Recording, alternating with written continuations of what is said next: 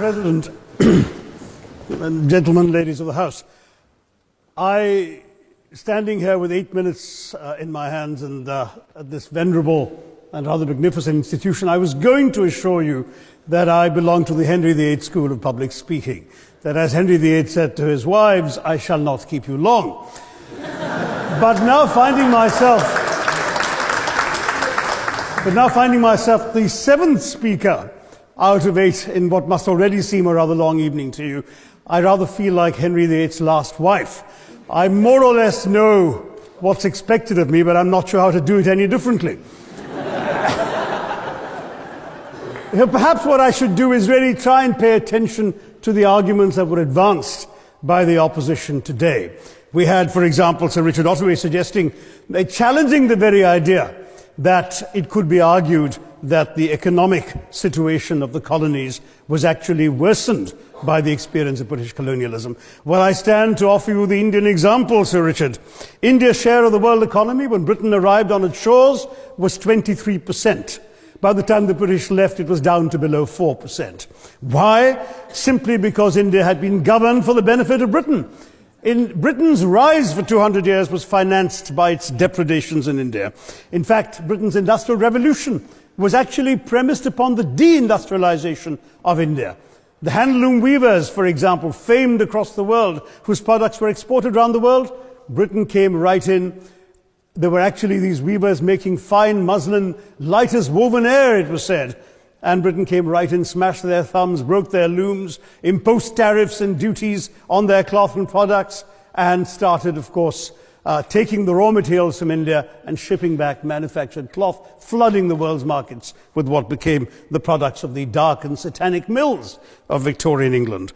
That meant that the weavers in India became beggars, and India went from being a world-famous exporter of finished cloth into an importer, went from having 27% of world trade to less than 2%.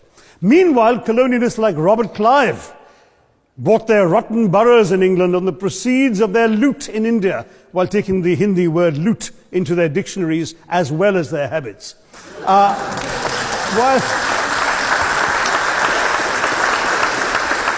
And the British had the gall to call him Clive of India, as if he belonged to the country, when all he really did was to ensure that much of the country belonged to him. By the end of the 19th century, the fact is that India was already Britain's biggest cash cow, the world's biggest purchaser of British goods and exports, and the source of highly paid employment for British civil servants. We literally paid for our own oppression. And as has been pointed out, the wealthy Victorian British families that made their money out of the slave economy, 1/5 of the elites of the wealthy class in Britain in the 19th century owed their money to transporting 3 million Africans across the waters. And in fact, in 1833, when slavery was abolished, what happened was that a compensation of £20 million was paid, not as reparations to those who had lost their lives or who had suffered or been oppressed by slavery, but to those who had lost their property.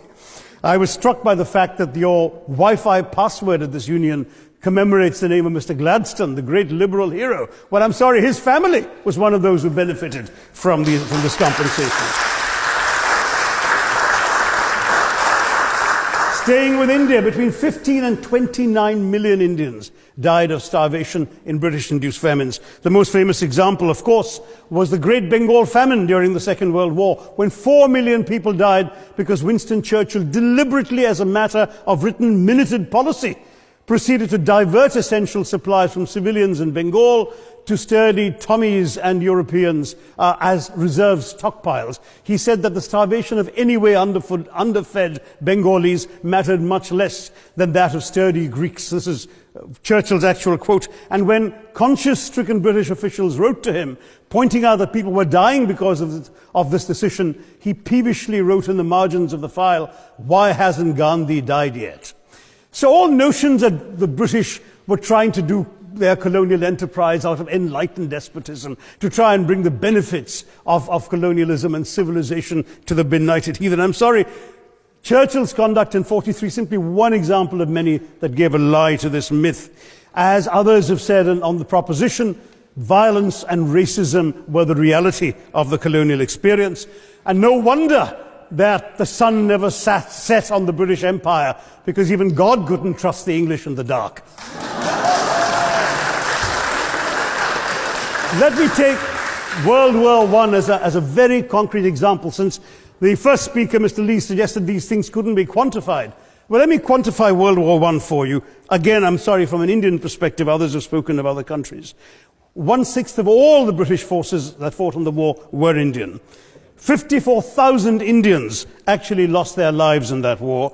65,000 were wounded. Another 4,000 remained missing or in prison.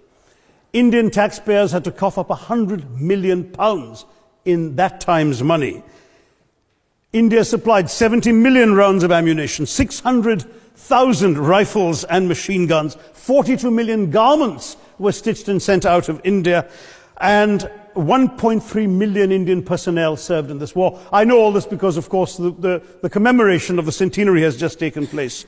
But not just that, India had to supply 173,000 animals, 370 million tons of supplies, and in the end, the total value of everything that was taken out of India, India, by the way, suffering from recession at that time and poverty and hunger, was, in today's money, £8 billion. You want quantification? It's available. Second World War, it was even worse, 2.5 million Indians in uniform. I won't belabor the point, but of Britain's total war debt of £3 billion, in 1945 money, 1.25 billion was owed to India and never actually paid. Somebody mentioned Scotland. Well, the fact is that colonialism actually cemented your union with Scotland. You know, the Scots had actually tried to send colonies out before 1707. They'd all failed, I'm sorry to say. But then, of course, came union, and India was available, and there you had a disproportionate employment of Scots. I'm sorry, Mr. Mackenzie has to speak after me. Engaged in this colonial enterprise as soldiers, as merchants, as agents, as employees, and the earnings from India is what brought prosperity to Scotland, even pulled Scotland out of poverty. Now that India is no longer there, no wonder the bonds are loosening. Now, we've heard other arguments on this side. There's been a mention of the railways.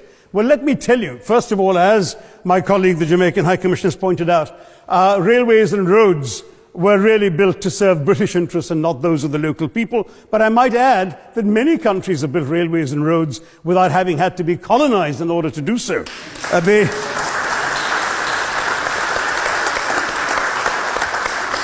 They were designed to carry raw materials from the hinterland into the ports to be shipped to Britain. And the fact is that the Indian or Jamaican or other colonial public, their needs were incidental. Transportation, there was no attempt made to match supply to demand for mass transport, none whatsoever. Instead, in fact, the Indian railways were built with massive incentives offered by Britain to British investors, guaranteed out of Indian taxes paid by Indians, with the result that you actually had 1 mile of Indian railway costing twice what it cost to build the same mile in Canada or Australia, because there was so much money being paid in extravagant returns. Britain made all the profits, controlled the technology, supplied all the equipment, and absolutely all these benefits came as private enterprise, British private enterprise, at public risk, Indian public risk. That was the railways as an accomplishment. We're hearing about aid. I think it was again Sir Richard Ottaway who mentioned British aid to India. Well, let me just point out that British aid to India is about 0.4% of India's GDP. The government of India actually spends more on fertilizer subsidies, which might be an appropriate metaphor for that argument. If I may point out as well,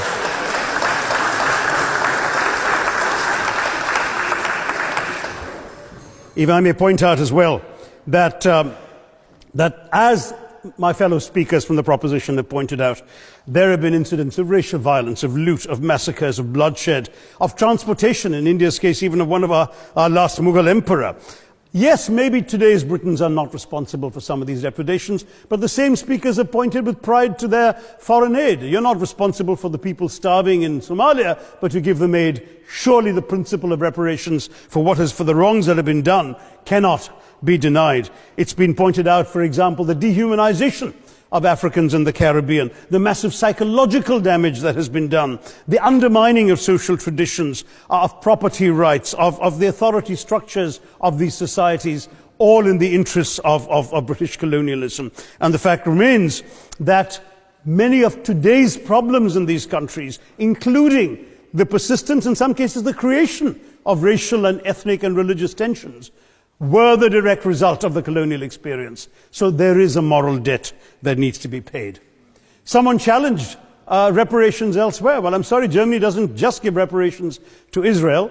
It also gave reparations to Poland. Perhaps some of the speakers here are too young to remember the dramatic picture of Chancellor Willy Brandt on his knees in the Warsaw Ghetto in 1970. And there are other examples. There is Italy's reparations to Libya. There's Japan's to Korea. Even Britain has paid reparations to the New Zealand Maoris. So it's not as if this is something unprecedented or unheard of that's going to somehow open some sort of nasty Pandora's box. No wonder Professor Lewis reminded us that he's from Texas. There's a wonderful expression in Texas that summarizes the arguments of the opposition: all hat and no cattle. Now, if I can just quickly look through the other notes I was scribbling while they were speaking. There was reference to democracy and rule of law. Let me say with the greatest possible respect, it's a bit rich to oppress, enslave, kill, torture, maim people for 200 years and then celebrate the fact that they're democratic at the end of it.